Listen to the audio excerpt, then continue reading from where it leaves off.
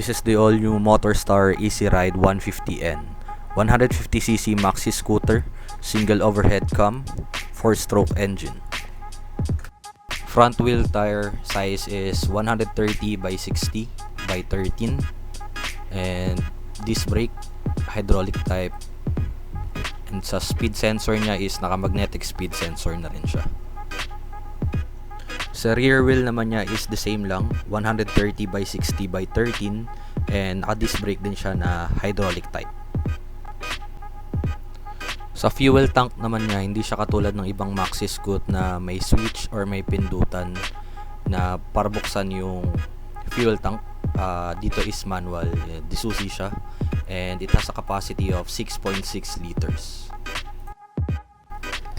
Next is yung gauge. Naka-digital gauge na siya. Huwag nyo nang pansinin kung nag-flicker dahil sa camera lang yan. Makikita nyo dyan yung RPM, yung speed, yung fuel, time, odo, saka trip meter. Dito naman tayo sa switches nya.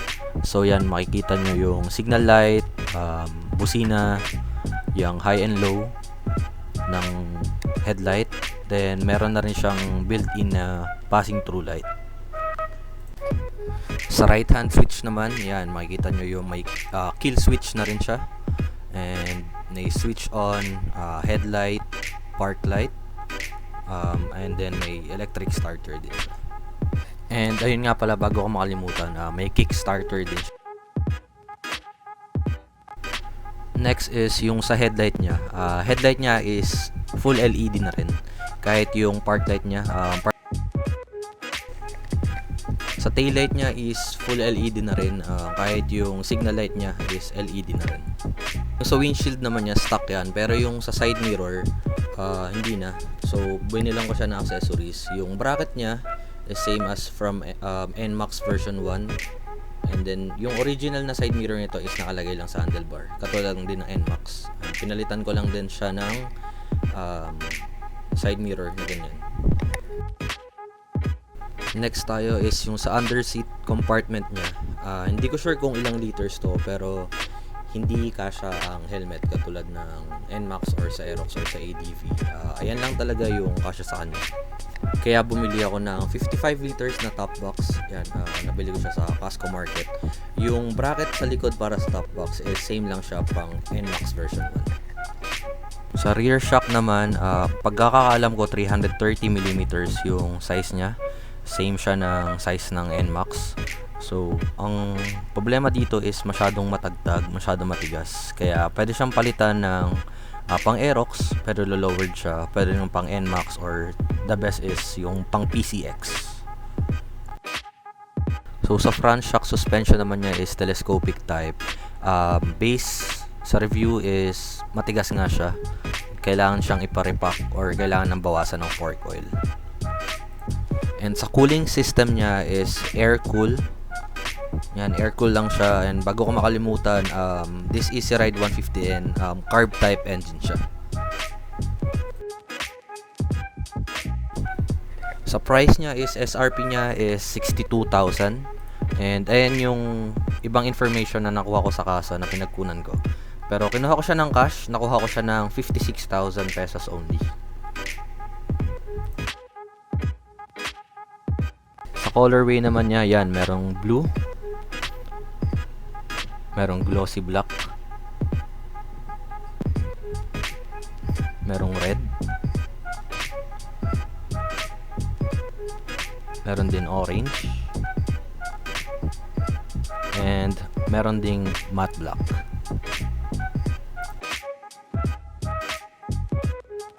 So tara, samahan nyo ako at i-test drive natin tong ating Easy Ride 150N. A few moments later. Alright, so mga paps, ito yan, test tayo riding experience. So for this Easy Ride 150N, yan, city driving. So hindi natin muna mailayo dahil magto 2 weeks pa lang siya and wala pang ORCR. Ganda ng PCX at violet. Ayun, katulad lang din ng ibang maxi scoot. tulad ng NMAX, PCX. Ganun lang din naman yung riding posture niya and yung pagsingit. So singit-singit sa traffic.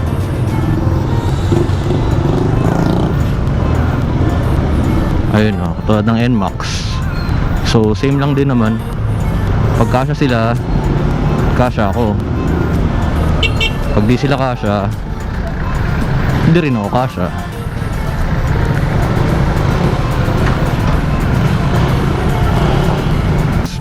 Per ilang kilometers yan? First 100 kilometers riding experience for this maxi scoot.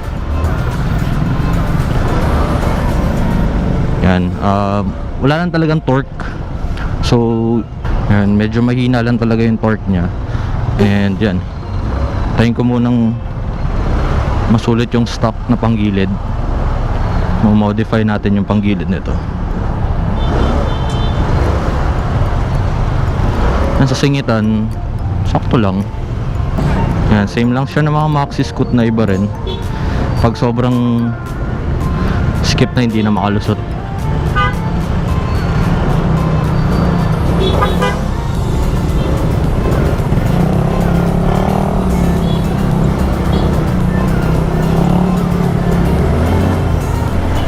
So isa pa is yung sa suspension nya. Yun nga, katulad nung sinabi ko kanina, medyo matigas yung suspension nya. Kung yung sa harap, kung katulad dun sa Aerox is pag nire-repack yung suspension sa harap, dinadagdagan ng fork oil. Dito sa tingin ko babawasan ng fork oil kasi masyado siya matigas, hindi siya nagpa-play. Yung sa likod din ganun, matagtag.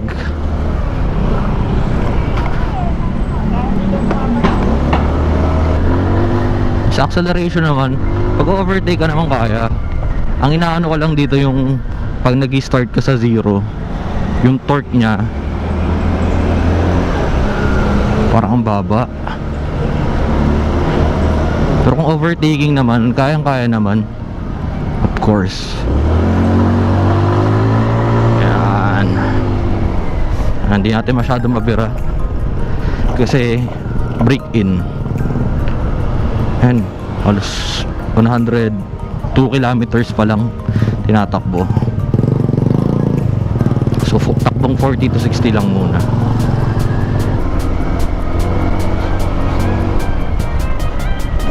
Ayun, suspension talaga pagka ganun, ramdam na ramdam mo yung mga kahit maliliit na ganun kasi matigas talaga yung suspension nya. So isa rin yun sa kailangan palitan. Sa braking system naman, since okay naman. So, kahit yan, naka disc brake naman.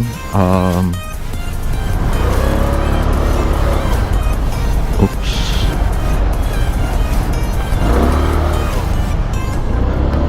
Ayun, and isa pa palang experience dito is yan, medyo madulas yung stock na gulong. So isa rin siya sa kailangang i-improve, kailangang palitan.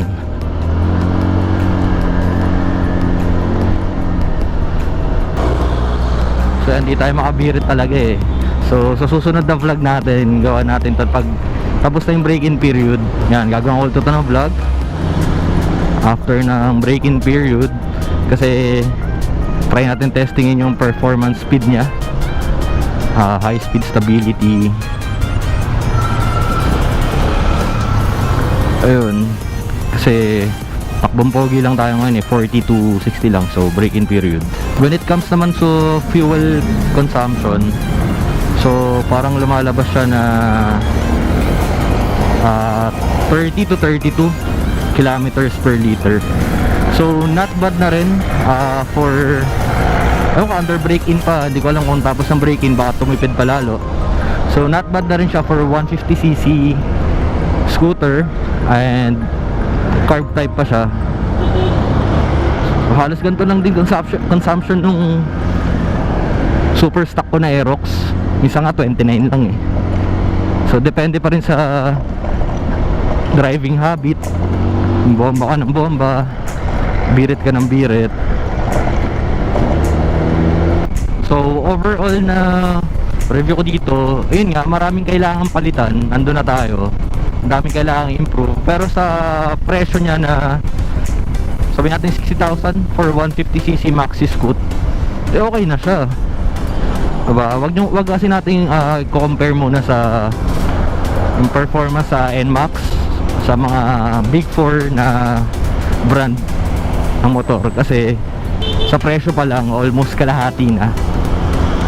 Of course, China bike, maraming downsides yan, pero nasa pag-aalaga yan. Importante dyan yan, regular change oil, regular maintenance. Ayun nga, matagtag talaga siya. Yun talaga pinaka nirereklamo ko dito, guys. So yun muna yun para sa vlog natin ngayon. Sana nagustuhan nyo yung konting review natin dito sa bago nating motor na Motorstar Easy Ride 150N. So that's it for today, guys, and ride safe and peace out.